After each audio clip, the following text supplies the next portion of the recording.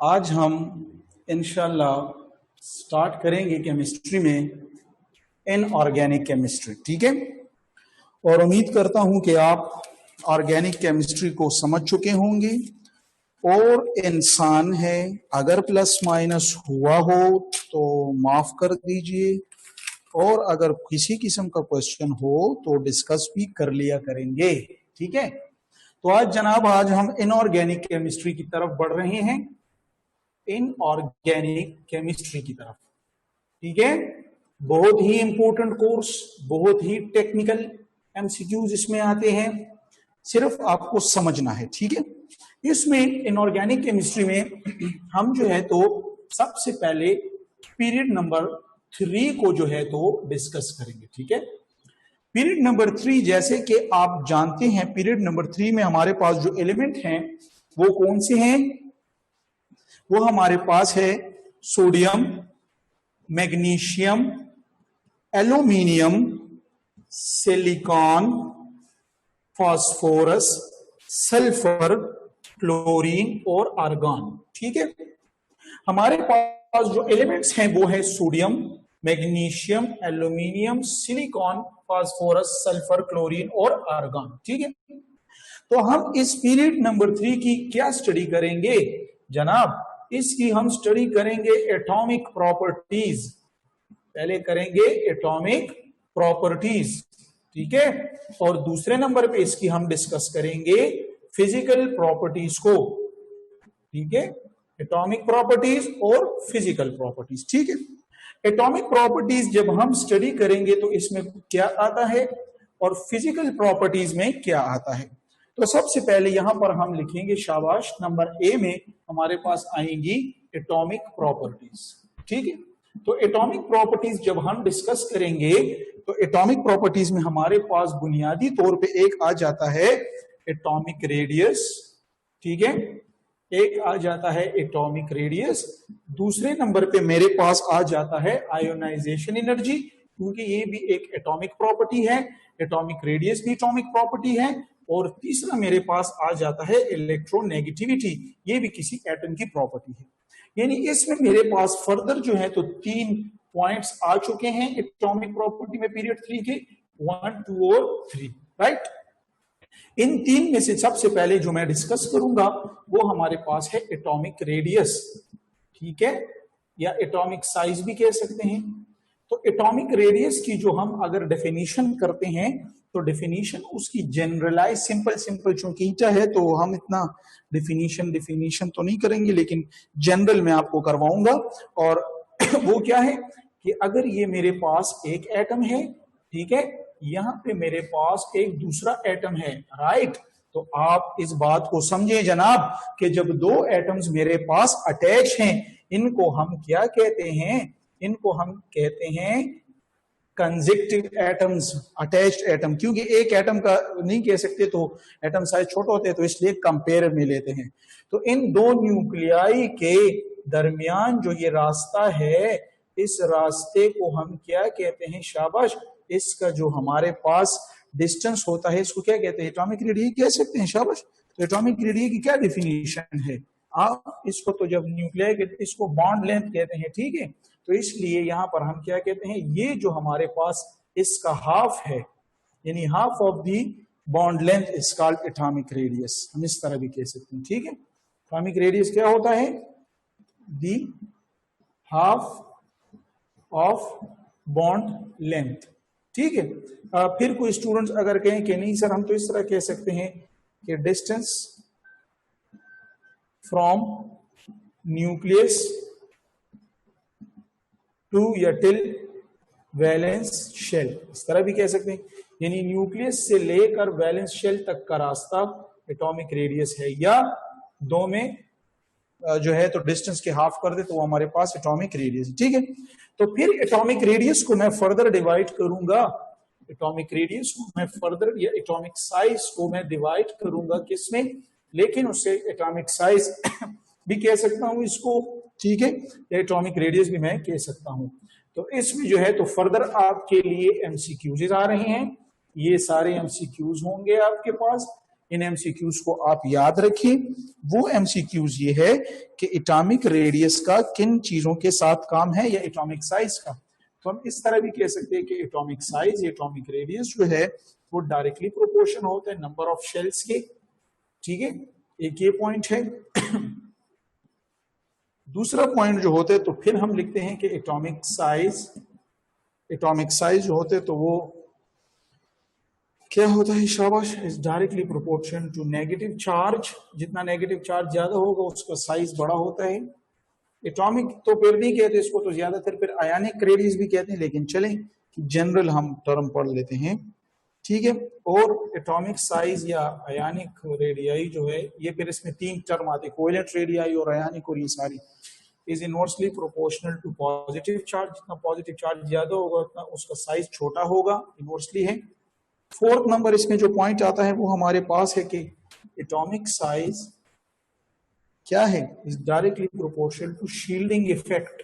हम आगे पढ़ते हैं। अच्छा, शील्डिंग इफेक्ट, ठीक है। अच्छा, इसमें फिफ्थ नंबर पॉइंट याद रख ले, शाबाश, कि एटॉमिक साइज जो है तो क्या है, is inversely proportional to ionization energy. ठीक है, इसके अलावा छठा पॉइंट जो है तो हमारे पास क्या है कि एटॉमिक साइज जो है तो इनवर्सली प्रोपोर्शनल टू इलेक्ट्रोनेगेटिविटी। ठीक है, और इसमें जो हम सातवां पॉइंट लिखते हैं कि साइज ऑर्डर करते हैं, साइज ऑर्डर। तो साइज ऑर्डर जब करेंगे तो हम क्या कहते हैं कि नॉर्मली एनाइन अगर हो तो उसका साइज बड़ा होता है, फिर नॉर्मली एटम होते हैं और फिर इसमें केटाइन होता है। ठीक है, तो इसके लिए अगर हम यहाँ पर चंद एग्जाम्पल देने के, मेरे पास स्पीशीज हैं कौन सा, M-4, M+1, M+2, M, और एक मेरे पास है M-1। तो मैं आपको कहता हूं, टास्क ही देता हूं कि इनको अरेंज दें, इनको अरेंज करें। जब अरेंज करेंगे तो सबसे बड़ा साइज किसका होगा, मैंने ऊपर ऑर्डर बता दिया, एनाइन का साइज लार्ज होता है और एनाइन में भी ज्यादा नेगेटिव, तो ये एनाइन है सबसे, तो यहाँ पे पहले आ जाएगा M-4, फिर यहाँ पर ये -1 वाला है तो यहाँ पे आ जाएगा M-1, फिर इसमें एटम है तो नॉर्मल एटम न्यूट्रल ये है तो यहाँ पे आ जाएगा M, और फिर केटाइन है तो केटाइन जो जितना क्या होगा, जितना साइज कम होगा साइज बड़ा होगा, तो ये फिर इसमें आएगा, बड़ा है सबसे M+1, और फिर आखिर में M+2। ठीक है, तो ये मेरे पास जो है तो MCQs इसमें आ सकता है। इस तरह आपको स्पीशीज दी होंगी या जनरल कहा होगा कि साइज की बुनियाद पर क्या है। ठीक है, तो उम्मीद करता हूं कि आप एटॉमिक रेडियस के साथ इन बातों को, फिर इसमें बहुत और भी बातें हैं एटॉमिक रेडियस में जो मैं फिर ग्रुप 1 के ग्रुप 2 में जब आऊंगा तो उसके साथ वहां पे आएंगी, यहाँ पे मैं करूंगा तो फिर आप पे बोझ बढ़ेगा। तो फिलहाल आप कम से कम ये 7-8 पॉइंट सीख लें, तो फिर इसके बाद इसमें हम और भी आगे जब जब आएंगे ये टॉपिक एटॉमिक का, उसमें फिर वाटर यानी साइज, फिर हाइड्रेशन और ये सारी बातें हम आगे डिस्कस करेंगे। ठीक है, उम्मीद करता हूं कि आप स्टूडेंट्स को समझ गए। जो स्टूडेंट समझ चुके, रेज योर हैंड्स प्लीज। मेरी आवाज आप तक आ रही है या नहीं? ठीक है, वेरी गुड, जबरदस्त आ रही है आपको मेरी आवाज। तो इनऑर्गेनिक केमिस्ट्री में जनरल एटॉमिक साइज पढ़ा।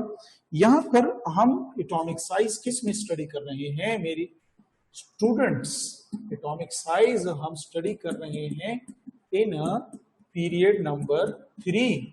जब पीरियड नंबर 3 में डिस्कस करेंगे तो पीरियड नंबर 3 के सारे एलिमेंट्स में जल्दी से फिर लिख दूंगा, sodium, magnesium, aluminium, silicon, phosphorus, sulphur, chlorine और आर्गन। और जब मैं ये लिख लूं तो फिर मैं यहाँ पर बताऊंगा कि ये सोडियम, ये मैग्नीशियम, ये aluminium, silicon, phosphorus, sulphur, chlorine और आर्गन। ठीक है, तो इनमें साइजेस में अगर आप देखें तो साइजेस के लिए हम टर्म्स यूज करेंगे। ये एक टर्म होगा, ठीक है, जबकि ये दूसरा टर्म होगा और ये तीसरा टर्म होगा। ये हमारे पास क्या है, आप तमाम स्टूडेंट्स को पता है कि ये मेरे पास मेटल्स हैं, ये मेरे पास नॉन मेटल्स हैं।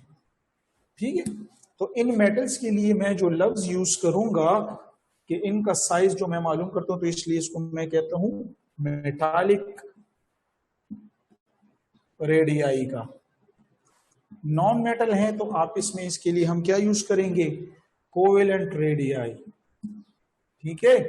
और चूंकि ये तो नॉन बॉन्डेड होते, बॉन्ड नहीं बताता, आर्गन स्टेबल होते, इसलिए इनको हम क्या कहते हैं, वंडरवाल रेडियाई, ठीक है। हम कहते हैं कि इन period number 3 atomic radius is can be studied in 3 terms, metallic radii for metals, for non metals covalent radii and van der Waals radii for non bonded atoms, ठीक है। तो ये 3 टर्म्स पढ़ते हैं। इसके बाद जनाब दूसरा नंबर जो आ जाता है, दूसरा नंबर जो आ जाता है वो किसका होगा, वो हमारे पास होगा आयोनाइजेशन एनर्जी, आयोनाइजेशन एनर्जी। और ये तो आपको पता है कि जब आप इसमें मूव करेंगे तो क्या होता है, एटॉमिक साइज क्या होता है, कम होता है, मगर यहां पर फिर एटम साइज बड़ा हो जाता है क्योंकि ये नॉन बॉन्डेड स्टेट में है, ठीक है। बुक में एक छोटी सी डायग्राम बनी हुई है। तो नेक्स्ट इसमें हम अभी स्टडी कर रहे हैं आयनाइजेशन एनर्जी। तो आयनाइजेशन एनर्जी तो आप सब लोग फिर जानते हैं कि आयनाइजेशन एनर्जी जो है तो वो हम स्टडी करेंगे। और आयनाइजेशन एनर्जी की डेफिनेशन जो है तो क्या होगी शाबाश, the energy required to remove valence electron from an isolated gaseous atom, बहुत जरूरी चीज है, इज कॉल्ड आयनाइजेशन एनर्जी, बहुत जरूरी है। वैलेंस इलेक्ट्रॉन शर्त है, आइसोलेटेड शर्त है और गैसियस एटम, ये 3 टर्म है, ये 3 टर्म आपको सीखने, ठीक है। आयनाइजेशन एनर्जी की डेफिनेशन में कि वो एनर्जी जो इलेक्ट्रॉन को बाहर करे, ठीक है। फिर इसमें इसकी टाइप्स है, और टाइप्स आप जानते हैं, एक होता है फर्स्ट आयनाइजेशन एनर्जी जो एक इलेक्ट्रॉन को बाहर करता है, दूसरा होता है सेकंड आयनाइजेशन एनर्जी, ठीक है। इस तरह फिर होता है थर्ड आयनाइजेशन एनर्जी और सो ऑन, ठीक है। तो हम कहते हैं यहाँ पर कि थर्ड आयनाइजेशन एनर्जी जो होती है तो वो ज्यादा होगी सेकंड से और ये ज्यादा होगी फर्स्ट से, ठीक है। तो ये एक ऑर्डर है, तो ये आप याद कर लें अपने साथ कि इस तरह, क्योंकि जितना भी एक इलेक्ट्रॉन निकालते हैं, जब दूसरा इलेक्ट्रॉन निकालते हैं तो वो तो न्यूक्लियर ने उस पर ज्यादा जोर डाला होता है, अपनी तरफ खींच होते, तो सेकंड आयनाइजेशन एनर्जी जरा हाई होगी। और फिर जो है तो थर्ड उससे भी ज्यादा होती है, क्योंकि वो और पॉजिटिव चार्ज ज्यादा हुआ होता है, न्यूक्लियर अट्रैक्शन और ज्यादा हुई होती है। जब आयनाइजेशन एनर्जी में पढ़ लें हम, तो इसमें भी कुछ जरूरी बातें हैं जो मैं आपके साथ डिस्कस करना चाहता हूं। तो यहां पर मैं लिखता हूं आयनाइजेशन एनर्जी, ठीक है। इसके साथ जनाब कुछ एमसीक्यूज हैं, आयनाइजेशन एनर्जी। तो हम कहते हैं कि ionization energy is directly proportional to positive charge, जितना पॉजिटिव चार्ज ज्यादा होती है आयनाइजेशन एनर्जी ज्यादा होती है, क्योंकि न्यूक्लियर अट्रैक्शन इसमें मैक्सिमम होती है। दूसरा, आयनाइजेशन एनर्जी शाबाश is inversely proportional to atomic size, ठीक है। तीसरा इसमें पॉइंट होता है ionization energy is directly proportional to electronegativity. चौथा पॉइंट इसमें एमसीक्यूज में आपको आता है आयनाइजेशन एनर्जी शाबाश is inversely proportional to shielding effect. ये सारे शील्डिंग इफेक्ट अभी आगे हम समझेंगे। और ionization energy is inversely proportional to negative charge, ना नेगेटिव चार्ज ज्यादा होगा उतनी आयनाइजेशन एनर्जी कम होगी। एनाइन की बात कर रहे हैं, ठीक है, और ये केटाइन की बात कर रहे हैं। छठा number, ionization energy is directly proportional, ये आपके बुक में डिस्कस हुआ है ये point. Ionization energy is directly proportional to stability of orbital. Orbital के लिए यहाँ पे मैं आपको एक एमसीक्यूज बताता चलूं कि आयनाइजेशन एनर्जी ऑर्डर किसका ज्यादा होगा, ठीक है। आयनाइजेशन एनर्जी किसकी ज्यादा होगी, शाबाश, फुल फील्ड की ज्यादा होगी ना, हाँ। फुल फील्ड ऑर्बिटल की ज्यादा होती है, फिर हाफ फिल्ड ऑर्बिटल होता है, और फिर क्या होता है, पार्शियली फिल्ड ऑर्बिटल। ठीक है, तो ये अपने साथ जो है तो आप जनाब याद रख लें, ये ऑर्डर अपने साथ याद रख लें एमसीक्यूज के लिए। और 7वां नंबर पॉइंट जनाब हमारे पास आ रहा है, चलिए ये 7वां मैं आपको एमसीक्यूज करवाता हूँ। ठीक है, जरा आप समझ गए होंगे। और एमसीक्यूज ये है, एमसीक्यूज हमारे पास ये है कि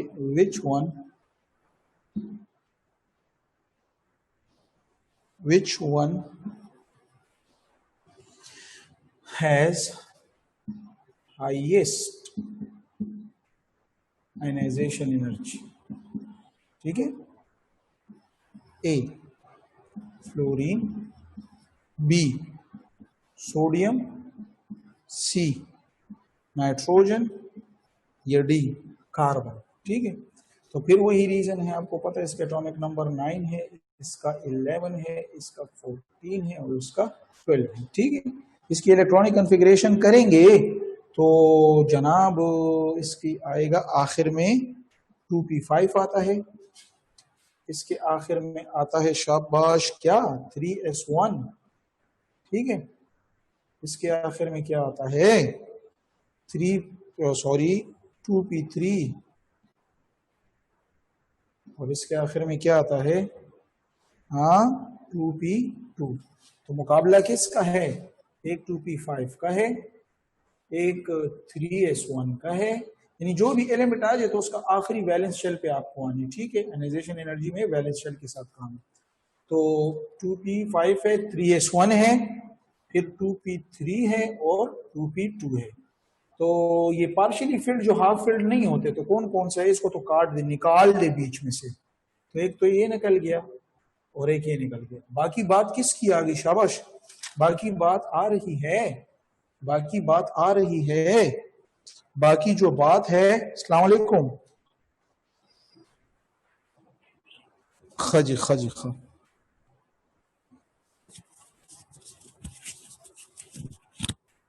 ये माइक जो है तो मैंने इतना ऊपर कर लिया है ना कि मैं अभी मुंह में नहीं डाल सकता।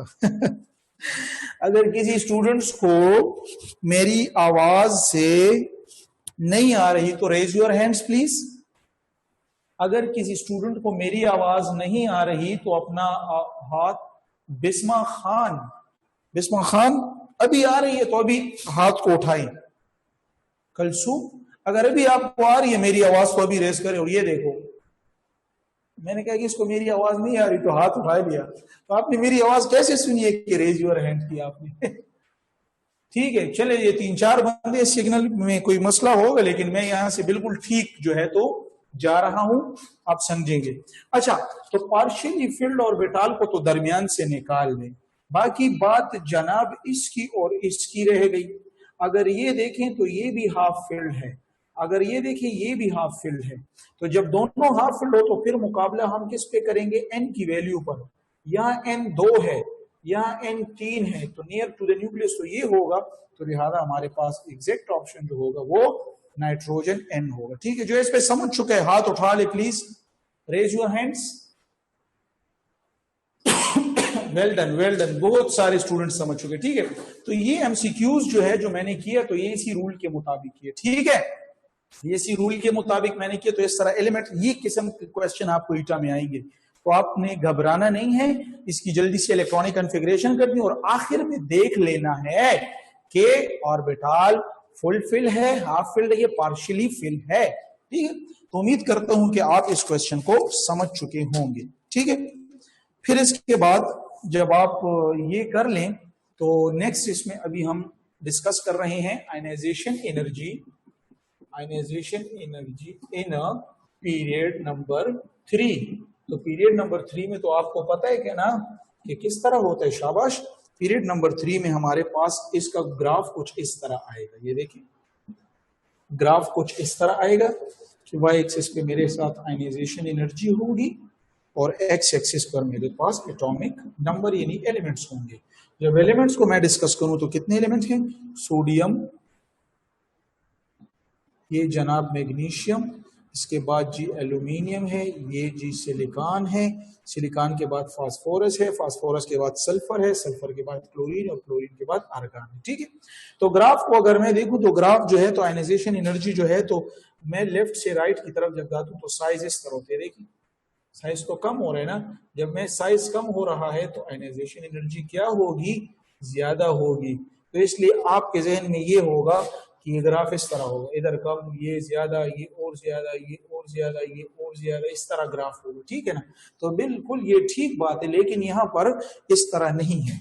यहाँ पे यहाँ तक है इसका ज्यादा, लेकिन फिर इसका कम हुए कम हो गया, फिर इसका यहां से ज्यादा, ठीक है, और फिर यहाँ पे फिर ज्यादा, और जनाब फिर यहाँ पे कम, ठीक है, फिर यहां से ज्यादा, और फिर यहां से और ज्यादा।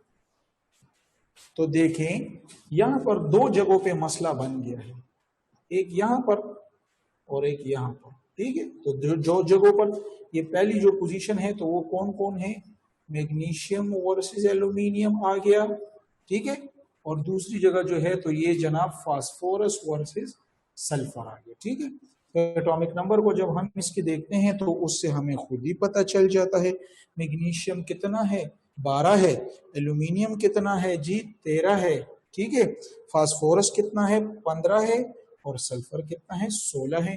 तो इलेक्ट्रॉनिक कॉन्फ़िगरेशन को जब मैं देखूं तो इतना तो आपको भी पता होगा कि ये खत्म होता है किस पे? ये जी 3s2 पे खत्म होता है, और एल्यूमिनियम खत्म होता है 3p1 पे।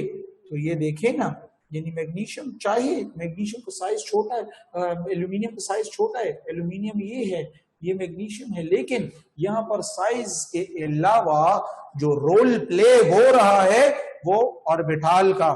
तो यहाँ पे ऑर्बिटल को देखें आप, ये जो है तो ये फुल फिल है, ये हाफ फिल्ड है, तो इसलिए इसकी आयनाइजेशन एनर्जी ज्यादा है और उसकी कम है। ठीक है, इस तरह अगर फास्फोरस को देखें तो ये जनाब खत्म हो रहा है 3p, खैर आप देख ले, खुद ही प्रैक्टिस कर ले, 3p3 पे खत्म हो रहा है, जबकि सल्फर खत्म हो रहा है 3p4 पे। तो फिर ये हाफ फिल्ड है और ये पार्शियली, तो फिर इसका ज्यादा होगा, तो लिहाजा ये ज्यादा है और ये कम है। तो ये ईटा के लिए आप याद कर लें। अगर ईटा में आ गया कि यहाँ पे एबनॉर्मेलिटीज आ रही हैं मैग्नीशियम एल्यूमिनियम में और फास्फोरस सल्फर में, तो उसकी वजह जो है इलेक्ट्रॉनिक कॉन्फ़िगरेशन यानी स्टेबिलिटी ऑफ ऑर्बिटल के साथ काम है। तो उम्मीद करता हूं कि आप इस पॉइंट को समझ चुके हैं, और जो स्टूडेंट समझ चुका है raise your hands please. Very good, very good, very good, समझ चुके हैं ज्यादातर स्टूडेंट जो है तो समझ चुके हैं, और ज्यादा स्टूडेंट हाथ भी नहीं उठाते, वो कहते हैं कि हम इतने थक गए हैं कि हम अभी हाथ नहीं उठा सकते, इतने थक गए हैं। ठीक है जनाब, इसके बाद तीसरा नंबर जो आ रहा है वो है इलेक्ट्रोनेगेटिविटी का। इलेक्ट्रोनेगेटिविटी का, राइट, इलेक्ट्रोनेगेटिविटी का आ रहा है। तो अलीना आशिक हुसैन, क्वेश्चन तो बाद में लेंगे, लेकिन आपका क्वेश्चन यहाँ ले लेंगे। जनाब आपको मसला क्या है? हेलो, अस्सलाम वालेकुम सर। वालेकुम सलाम। सर ये आयनाइजेशन एनर्जी में आपने जो एमसीक्यू करवाया सर, तो फ्लोरीन और नाइट्रोजन का फिर हमने आपस में वो नहीं करना कंपैरिजन, क्योंकि फ्लोरीन का तो इलेक्ट्रोनेगेटिविटी ज्यादा है तो उसकी आयनाइजेशन तो नाइट्रोजन से ज्यादा होनी चाहिए। ऑर्बिटल को देखिए, फ्लोरीन किस पे खत्म हो रहा था मुझे ये बताएं शाबा। सर फ्लोरीन का भी तो 2p5 है और नाइट्रोजन का 2p3 है। देखिए मैं स्क्रीन पे लिख रहा हूं 2p5, और वो दूसरा नाइट्रोजन क्या है? 2p3। अभी देखिए इसका n जो है ना, n वो सेम है या नहीं जी? तो सेम n होगा और सेम सब शेल भी है। ये देखिए p और p, इज इट क्लियर?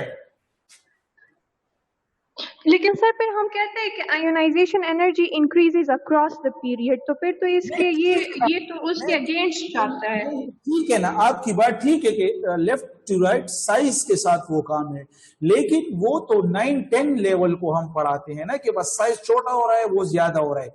लेकिन अभी एफएससी में चौथी ईटा के स्टूडेंट को तो फिर ये बात भी समझनी है कि ऑर्बिटल की स्टेबिलिटी भी एक फैक्टर है, और ऑर्बिटल की स्टेबिलिटी साइज से डोमिनेंट है।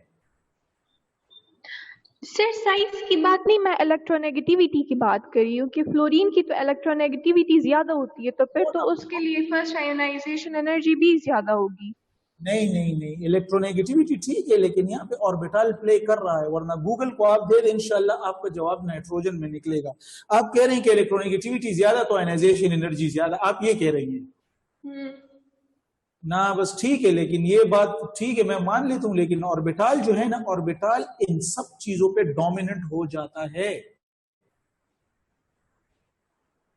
ठीक है सर, कोई बात नहीं, अगर आपके दिल में फिर आप गूगल को भी दे देना कि nitrogen and fluorine which one है will have high ionization energy ना, तो इंशाल्लाह आपको जवाब जो है तो नाइट्रोजन ही निकलेगा, because of the due to the field nature of orbital, right. ठीक है सर। ओके, और ये बाकी स्टूडेंट बड़ा हाथ मत उठाए ना, अभी तो मैं लेक्चर में हूँ, अभी तो मैं लेक्चर में फिर। अच्छा ठीक है, थैंक यू सर। जी जी जी, ओके ओके। ये तबस्सुम सजाद इस तरह काम है ना, तबस्सुम आप खैर जो आपका क्वेश्चन है खैर लिख लें, एंड में इंशाल्लाह मैं आपको मौका दूंगा, ठीक है ना, वहां पे डिस्कस करेंगे, ठीक है। हाँ, आपका क्वेश्चन जो है मुझे याद है, मैं आवाज लगाऊंगा तबस्सुम सजाद हाथ उठाओ, खफा तो नहीं हुई, रेज योर हैंड, खफा तो नहीं हुई, रेज योर हैंड, शाबाश। हाँ चलो, खफा नहीं हुई, थैंक यू, मैं आपको इंशाल्लाह रिस्पॉन्स दूंगा, ओके। जरा ये काम कवर कर ले, मैं आपको जवाब देता हूँ, ठीक है जनाब। तो अभी हम आ रहे हैं शाबाश इलेक्ट्रोनेगेटिविटी की तरफ। तो इलेक्ट्रोनेगेटिविटी को जब मैं देखूं तो हम फिर कहते हैं कि इलेक्ट्रोनेगेटिविटी जो है तो वो क्या है, इनवर्सली प्रोपोर्शन है साइज के। तो फिर वही बात, जब साइज का है तो साइज तो हम सबको पता है कि साइज क्या हो रहा है, शाबाश, साइज कम हो रहा है ना, ये देखिए, ये है, फिर ये है, फिर ये है, ये कौन है, सोडियम, मैग्नीशियम, एल्यूमिनियम, सिलिकॉन, फिर सल्फर, और फिर फास्फोरस और सल्फर और क्लोरीन, और यहाँ पर आर्गन की जो है तो वो इलेक्ट्रोनेगेटिविटी नहीं होती, उसकी इलेक्ट्रोनेगेटिविटी 0 होती है, बिकॉज इलेक्ट्रोनेगेटिविटी तो बॉन्डेड एटम्स में होता है, और आर्गन जो है तो वो नॉन बॉन्डेड स्टेट में होता है। इलेक्ट्रोनेगेटिविटी 0 है क्योंकि वो नॉन बॉन्डेड स्टेट में होता है, वो बॉन्ड नहीं बनाता, तो इसलिए इलेक्ट्रोनेगेटिविटी भी इसकी। तो अगर इसकी हम ग्राफ को स्टडी करें, तो अगर हम इसके ग्राफ को स्टडी करें, किसके ग्राफ को जनाब, क्या है, इलेक्ट्रोनेगेटिविटी है। तो इलेक्ट्रोनेगेटिविटी तो यहाँ पे एटॉमिक नंबर है, यानी एलिमेंट्स होगा। तो अगर इस एक का इतना है सोडियम का, तो फिर मैग्नीशियम की इलेक्ट्रोनेगेटिविटी ज्यादा होगी, एल्यूमिनियम की ओर होगी, सिलिकॉन की ओर होगी, फास्फोरस की ओर होगी, सल्फर की एक होगी, क्लोरीन। Is it clear? तो ये ग्राफ जो है तो कुछ इस तरह से जो है जा रहा है, इसमें कोई एबनॉर्मेलिटी नहीं है, ठीक है, ये बिल्कुल ठीक है। लेकिन इसमें जो एबनॉर्मेलिटी थी तो वो ये जगह और एक ये जगह में अराइज हो चुकी थी, राइट। तो उम्मीद मैं करता हूं कि इस पे भी आप समझ गए होंगे। इसके बाद जनाब अभी हम आते हैं दूसरे जो हमने डिस्कस किया था, बी जो है फिजिकल प्रॉपर्टीज को, ठीक है, इसको डिस्कस करते हैं, फिजिकल प्रॉपर्टीज को डिस्कस करते हैं ऑफ पीरियड नंबर 3। कितनी फिजिकल प्रॉपर्टीज को जी हम डिस्कस करेंगे, वहां पे हमने पढ़ा है, इसमें पहला कौन सा है, शाबाश बताएं, हमने वहां पे पढ़ा है। पहले इसमें हमारे पास आता है electrical conductivity, number 1 electrical conductivity, ठीक है। जब इलेक्ट्रिकल कंडक्टिविटी पढ़ते हैं तो इसमें हम क्या पढ़ेंगे, इलेक्ट्रिकल कंडक्टिविटी जो है तो कितने हैं, शाबाश, फिर मैं बार बार ये लिखूंगा, आप सीखेंगे भी, ठीक है। इलेक्ट्रिकल कंडक्टर कौन है, सोडियम, मैग्नीशियम, एल्यूमिनियम, हाँ, silicon, yes, phosphorus, sulphur, chlorine और आर्गन। अभी देखें, अगर मैं बात करूं इलेक्ट्रिकल कंडक्टिविटी का, तो हम इन तीनों को अलहदा से स्टडी करेंगे, इनकी इलेक्ट्रिकल कंडक्टिविटी, जबकि इनकी जो है अलहदा से स्टडी करेंगे। ठीक है, मुख्तलिफ है। तो पहले सबसे पहले जो है तो हम किसकी स्टडी करते हैं, इन मेटल्स की। और मेटल्स में जब हम स्टडी करेंगे तो यहाँ पे एमसीक्यूज आएगा कि यहाँ पर मुझे इनकी इलेक्ट्रिकल कंडक्टिविटी का ऑर्डर बताओ, इनकी इलेक्ट्रिकल कंडक्टिविटी। तो मैं कहता हूँ सबसे ज्यादा इलेक्ट्रिकल कंडक्टिविटी जनाब एल्यूमिनियम की है, उसके बाद मैग्नीशियम की है, उसके बाद सोडियम की है। फिर आप अक्सर स्टूडेंट पूछेंगे कि सर ये कैसे, तो इसके लिए मैं यहाँ पर एक शॉर्ट ट्रिक बताता हूँ। और शॉर्ट ट्रिक इसका ये है कि मेटल्स में इलेक्ट्रिकल कंडक्टिविटी जो होता है वो डायरेक्टली प्रोपोर्शनल होता है नंबर ऑफ वैलेंस यानी फ्री इलेक्ट्रॉन्स या वैलेंस इलेक्ट्रॉन। ठीक है, तो वैलेंस इलेक्ट्रॉन यहाँ पर कितना था, यानी फ्री इलेक्ट्रॉन। ठीक है, तो फ्री इलेक्ट्रॉन कितना था, 1 था, यहाँ पर 3 थे और यहाँ पर 2 थे। तो वैलेंस इलेक्ट्रॉन यानी फ्री इलेक्ट्रॉन यहाँ ज्यादा है, इसलिए इनकी इलेक्ट्रिकल कंडक्टिविटी ज्यादा होगी। तो ये ऑर्डर के लिए जो शॉर्ट ट्रिक था वो ये था। तो उम्मीद करता हूं कि आप इलेक्ट्रिकल कंडक्टिविटी को पीरियड नंबर 3 में सोडियम, मैग्नीशियम और एल्यूमिनियम का पॉइंट समझ चुके होंगे। जो समझ चुके हैं वो हाथ उठाए, शाबाश, वो हाथ उठा दे, वेरी गुड, जबरदस्त, सारे समझ चुके हैं। बहुत पुरजोश आज आप लग रहे हैं, आज आपके रिस्पॉन्सेस से रिस्पॉन्स जो है तो बहुत स्ट्रांग है। एक नए जज्बे के साथ आज आप मैदान में उतरे हैं, नए जज्बे के साथ मुकाबला कर रहे हैं। जी जनाब, तो ये अच्छा, अभी हम आते हैं ये जो नॉन मेटल्स हैं, तो नॉन मेटल में मैं इलेक्ट्रिकल कंडक्टिविटी की बात करूं तो हमारे पास नॉन मेटल में लिखे आप कि ये हमारे पास पुअर कंडक्टर हैं, तकरीबन पुअर। नॉन कंडक्टर तो नहीं कह सकते, थोड़ा स्लाइटली होते, पुअर कंडक्टर होते। और इसकी रीजन क्या होती है, because they are, Khatija Saleem raise your hand, क्यों, क्वेश्चन है आपका,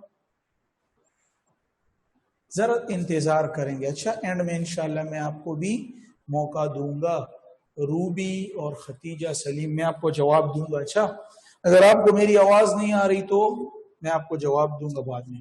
बिकॉज दे आर इन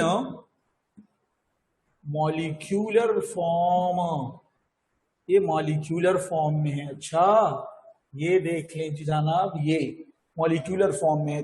तो भी आप कहेंगे कि मॉलिक्यूलर फॉर्म किसकी है, तो फास्फोरस की P4 है, ठीक है, सल्फर की S8 है, क्लोरीन की Cl2 है, और आर्गन तो ऐसे भी मॉलिक्यूलर फॉर्म में, और सिलिकॉन भी जो है तो डिस्क्रीट फॉर्म में मॉलिक्यूलर यानी सेमीकंडक्टर। ये तकरीबन बॉर्डर लाइन में है इन दोनों के। ठीक है, मेटल्स और नॉन मेटल में कंडक्टिविटी बिल्कुल मीडियम में होती है, तो ज्यादातर हम इसको सिलिकॉन को मिडल में रखते हैं एज अ सेमीकंडक्टर। ठीक है, तो अभी हम आ रहे हैं इनमें ऑर्डर पे। ठीक है, तो एमसीक्यूज अभी आएगा। अच्छा ठीक है, अगर ये पुअर कंडक्टर हैं तो इनमें से किसकी ज्यादा होती है, तो मुझे खुद बताएं कि इसमें से हम कैसे लिखेंगे। तो इसमें से हम क्या करेंगे, हम कहेंगे जनाब इसकी जो है तो पुअर कंडक्टर है। फिर हम कहते हैं कि इसके एमसीक्यूज आते, कुछ स्टूडेंट कहते हैं कि ये कुछ बुक्स में है कि ये नॉन कंडक्टर्स हैं, बस नॉन कंडक्टर, पुअर भी नहीं कहना, बस इसमें नॉन कंडक्टर का जो लफ्ज ही आ गया तो इसका मतलब है कि इससे हमारे पास करंट इन इलेक्ट्रिकल कंडक्टिविटी नहीं होती, और इसका फॉर्म मॉलिक्यूलर फॉर्म है। ठीक है, उम्मीद करता हूं कि आप इस पॉइंट को समझ चुके होंगे। और दूसरा पॉइंट इसमें जो हमारे पास आ रहा है वो हमारे पास है बॉइलिंग पॉइंट और मेल्टिंग पॉइंट। ठीक है, ये जो है ऑफ पीरियड नंबर 3 का बॉइलिंग पॉइंट और मेल्टिंग पॉइंट। तो फिर उसमें हम फिर वही डीलिंग करें, मैं बार बार लिखूंगा और आप बार बार समझेंगे। Sodium, magnesium, aluminium, silicon, phosphorus, sulphur, chlorine और आर्गन, इसकी फिर हम उसी तरह इन तीन को अलग कैटेगरी के साथ ट्रीट करेंगे और इनको अलग रखें। बस ये तो तकरीबन इन बिटवीन इसमें आ गया। तो जब मैं इनको ट्रीट करूंगा, मेटल्स में ट्रीट करूंगा, तो मेटल में जो है तो मैं कहता हूं एमसीक्यूज, तो इसका बॉइलिंग पॉइंट और मेल्टिंग पॉइंट और बॉइलिंग पॉइंट जो है तो ऑर्डर बताएं। तो हाँ, आप जवाब देते हो कि जी एल्यूमिनियम का सबसे ज्यादा होता है, फिर मैग्नीशियम का और फिर सोडियम का। और फिर इनके लिए एक शॉर्ट ट्रिक मैं बताता हूं कि ये क्या है। तो हम कहते हैं यहाँ पे कि मेल्टिंग पॉइंट या boiling point is directly proportional to, वही बात है, नंबर ऑफ फ्री इलेक्ट्रॉन। ठीक है, नंबर ऑफ फ्री इलेक्ट्रॉन। तो इसलिए फ्री इलेक्ट्रॉन यहाँ पर 3 है, यहाँ पे 2 है, यहाँ पे 1 है। ठीक है, ये क्या लिखता हूं मैं, फ्री इलेक्ट्रॉन। फ्री इलेक्ट्रॉन 1 2 3, तो इसलिए एल्यूमिनियम में ज्यादा है, तो फ्री इलेक्ट्रॉन मेटालिक बॉन्ड जो बनाएगा वो ज्यादा स्ट्रॉन्ग होगा, जिसकी निस्बत उसका बॉइलिंग पॉइंट और मेल्टिंग पॉइंट ज्यादा होगा। चलें जनाब, जब इस पे आते हैं, इन पे आते हैं, तो इनके लिए आप कहें कि melting point and boiling point, क्योंकि ये किस फॉर्म में है, शाबाश, मॉलिक्यूलर फॉर्म में है, तो melting point urban is directly proportional toward size of molecule. इसका शॉर्टकट ये है, ये इसका शॉर्टकट है, boiling point melting point size of molecule के डायरेक्ट।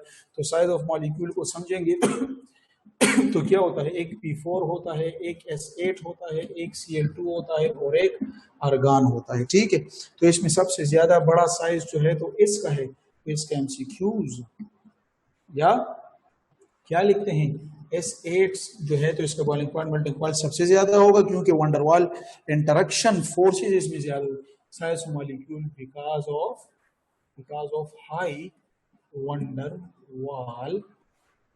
वंडरवाल फोर्सेस, ये के लिए ट्रिक है। तो S8 है, दूसरा जनाब P4 है, तीसरा जनाब Cl2 और आखिर में आर्गन आता है।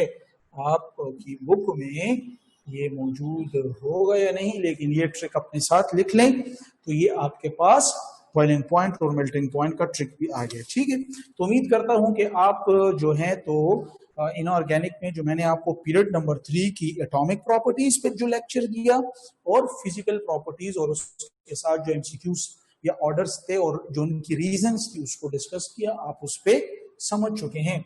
इसके बाद जनाब हम आएंगे किसकी तरफ, केमिकल रिएक्शंस की तरफ आएंगे।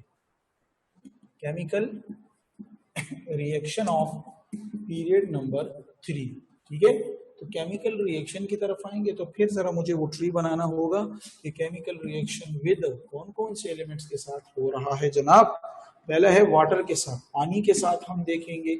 पानी को डिस्कस करने के बाद हम देखेंगे ऑक्सीजन के साथ कैसे रिएक्शन है। ठीक है, और ऑक्सीजन के बाद जो है तो हम डिस्कस करेंगे क्लोरीन के साथ। ठीक है, तो सब एलिमेंट के साथ पीरियड नंबर 3 का हम जो है तो क्या स्टडी करेंगे, शाबाश, रिएक्शन स्टडी करेंगे। तो सबसे पहला जो मैं पकड़ता हूं तो यहाँ पे हमारे पास होगा पीरियड नंबर 3 वर्सेस, मुकाबला किसके साथ है, वाटर के साथ, यानी पीरियड नंबर 3 के एलिमेंट्स और पानी का आपस में ताल्लुक इसमें कौन सा है। तो फिर आपको ये भी पता है कि फिर इसमें कौन सा आ रहा है। तो सबसे पहले जो नंबर इसका आ रहा है तो वो है सोडियम। ठीक है, हाँ, सोडियम वर्सेस H2O। जब सोडियम और H2O का आएगा तो इसमें आप पॉइंट्स लिखेंगे। पहला पॉइंट तो ये लिखेंगे, पहला पॉइंट इसमें जो प्रोडक्ट होता है वो होता है पानी के साथ NaOH देता है। एक पॉइंट तो ये हो गया। ठीक है, दूसरा पॉइंट इसमें ये हो गया है आपके पास कि हमेशा ये NaOH जो है तो ये हमारे पास कलरलेस होता है, ये दूसरा पॉइंट। तीसरा एमसीक्यूज पॉइंट जो है तो ये हमारे पास ये आएगा कि ये एक्सोथर्मिक रिएक्शन होगा। और चौथा जो पॉइंट है तो इसलिए हम कहते हैं कि ये एक्सप्लोसिव है। So sodium kept in kerosene oil, ये रिएक्टिव है ना, एक इलेक्ट्रॉन होते हैं जल्दी से दे के एक्सोथर्मिक रिएक्शन होते हैं। ठीक है, और प्लस इसमें एक पॉइंट ये भी याद रखें, इसके साथ हाइड्रोजन गैस भी प्रोड्यूस होती है।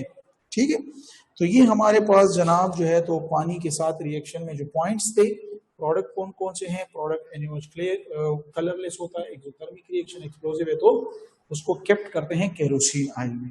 इसमें हम जनाब आते हैं दूसरे की तरफ, और दूसरा हमारे पास है magnesium versus magnesium versus what H2O। जब मैग्नीशियम होगा तो उसके लिए अपने रिएक्शन होंगे और उनके इंपॉर्टेंट पॉइंट्स हमारे पास कौन से होंगे शाबाश। उसमें पहला पॉइंट आप याद रखें जनाब कि जब ये मिलता है तो यहाँ पे एक कोल्ड वाटर होता है, कोल्ड H2O, और दूसरे केस में हमारे पास यहाँ पर क्या होते हैं कोल्ड के बाद शाबाश क्या होते हैं मैग्नीशियम स्टीम के साथ, ठीक है, स्टीम के साथ। तो याद रखें मैग्नीशियम जब कोल्ड वाटर के साथ मिलता है तो Mg, ठीक है, और कोल्ड वाटर के साथ मिलता है तो हमारे पास जो प्रोडक्ट होता है तो वो बनता है Mg whole OH2 plus hydrogen, ये बनता है। लेकिन जब स्टीम के साथ बनता है बहुत ही इंपॉर्टेंट रिएक्शन है, ये स्टीम भी वाटर ही है, तो ये हमारे पास बहुत रिएक्टिव तो ये हमारे पास बनाता है MgO प्लस H2। तो ये हमारे पास दो MCQs ईटा के आ गए हैं, 1 और 2, ये हमारे पास रिएक्शन है। यानी जितना साइज कम हो गया है, सोडियम का साइज बड़ा था, मैग्नीशियम का साइज छोटा हो रहा है, तो रिएक्टिविटी कम हो रही क्योंकि मेटालिक कैरेक्टर कम हो रहा है। तो इसलिए यहाँ पर ये देखें, यहाँ पे मैं लिख देता हूँ, चले MCQs याद कर लें कि रिएक्टिविटी ऑफ मेटल क्या होगी, साइज कम, मेटालिक कैरेक्टर कम, ठीक है, और रिएक्टिविटी भी कम। तो reactivity is directly inversely proportional, शाबाश मेटालिक कैरेक्टर, हाँ मेटालिक कैरेक्टर कम, रिएक्टिविटी कम, डायरेक्टली प्रोपोर्शनल मेटालिक कैरेक्टर, ठीक है। तो ये एक शॉर्टकट, मेटल्स की रिएक्टिविटी जो है तो वो कम। अगर ईटा में आपको आ जाए कि सोडियम और मैग्नीशियम में वाटर के साथ मोर रिएक्टिव कौन है, तो सोडियम का तो साइज बड़ा है, मेटालिक कैरेक्टर ज्यादा है, तो रिएक्टिविटी उसकी ज्यादा होगी, जबकि मैग्नीशियम की रिएक्टिविटी कम होगी। इसलिए यहाँ पर इसके साथ इतना अच्छा नहीं करता, तो ज्यादा से ज्यादा मैं स्टीम को प्रेफर करता हूँ, ठीक है। इसमें मैग्नीशियम ऑक्साइड बनाता तो है लेकिन ज्यादा स्टीम की जरूरत पड़ती है। दूसरा हमारे पास हो गया शाबाश, तीसरा सॉरी, एल्यूमिनियम वर्सेस H2O। तो एल्यूमिनियम को जब उठाते हैं तो एल्यूमिनियम जैसे ही लेते हैं और यहाँ से कोल्ड वाटर लेते हैं, एल्यूमिनियम का साइज तो ये रिएक्शन ही नहीं करता, कोल्ड वाटर के साथ नहीं करता, और ये सिर्फ जो है तो किसके साथ करता है एल्यूमिनियम, एल्यूमिनियम सिर्फ और सिर्फ स्टीम के साथ, क्योंकि साइज बहुत छोटा हो गया, स्टीम के साथ करता है। तो प्रोडक्ट हमारे साथ क्या बनाता है, ये Al2O3 प्लस 3H2 यानी गैस बन जाती है, ठीक है। तो ये प्रोडक्ट हमारे साथ बनाता है। और दूसरा एक इम्पोर्टेंट बात, क्योंकि एल्यूमिनियम आप लेंगे तो ये पाउडर फॉर्म में लें, ठीक है, MCQs पॉइंट है, ये पाउडर फॉर्म में लें, क्योंकि अगर आप इस तरह स्ट्रिप लेते हैं एल्यूमिनियम की तो इसके ऊपर क्या हो जाता है, इसके ऊपर यहाँ पर ये देखें एल्यूमिनियम ऑक्साइड, तो यहाँ पर ऑक्साइड लेयर चढ़ जाती है। जब ऑक्साइड लेयर आ जाती है तो ये रिएक्शन को क्या करता है, ये रिएक्शन को स्टॉप करता है। तो इसलिए ये ईटा का MCQs है कि आप हमेशा एल्यूमिनियम का पाउडर लें और स्टीम के साथ रिएक्ट करवाएं, वरना अदरवाइज एल्यूमिनियम ऑक्साइड लेयर आ जाएगी और रिएक्शन स्टॉप हो जाएगा, ठीक है। इसके बाद जनाब फिर हम आएंगे किसकी तरफ, चौथा जो है सिलिकॉन है। तो सिलिकॉन कोल्ड के साथ रिएक्शन नहीं करता, सिलिकॉन स्टीम के साथ भी रिएक्शन नहीं करता, साइज इतना छोटा हो गया, मेटालिक कैरेक्टर कम हो गया, रिएक्टिविटी कम हो गई है। अभी सिलिकॉन करेगा लेकिन वो करेगा रेड हॉट स्टीम के साथ। अगर कोई आपको कहे कि क्यों इधर हम आ रहे हैं तो ये क्यों इधर ये नहीं कर रहा, ये क्यों नहीं कर रहा, तो वही बात है ना कि साइज कम हो रहा है, सोडियम मैग्नीशियम और कम, एल्यूमिनियम और कम, सिलिकॉन और कम, जितना साइज कम मेटालिक कैरेक्टर कम और रिएक्टिविटी भी कम हो रही, इससे पहले मैंने आपको बता दिया। तो इसलिए यहाँ पर फिर जब रिएक्शन रेड हॉट स्टीम के साथ करता है तो आपके पास SiO2 और प्लस हाइड्रोजन गैस जो है तो ये बनाता है, बहुत इंपॉर्टेंट है, ठीक है। और इसमें नेक्स्ट जो रिएक्शन है वो किसका होगा जनाब, वो क्लोरीन वर्सेस H2O होगा, ठीक है। क्लोरीन के साथ जब होगा तो ये ईटा में आता है। क्लोरीन का जब पानी के साथ आप रिएक्शन करवाएं तो आपके पास HCl प्लस HOCl बनेगा। हाँ, ग्रीन सोल्यूशन ये होता है। ये क्या होता है? शाबाश,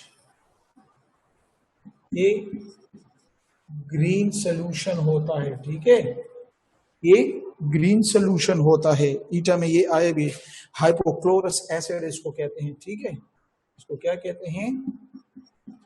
हाइपोक्लोरस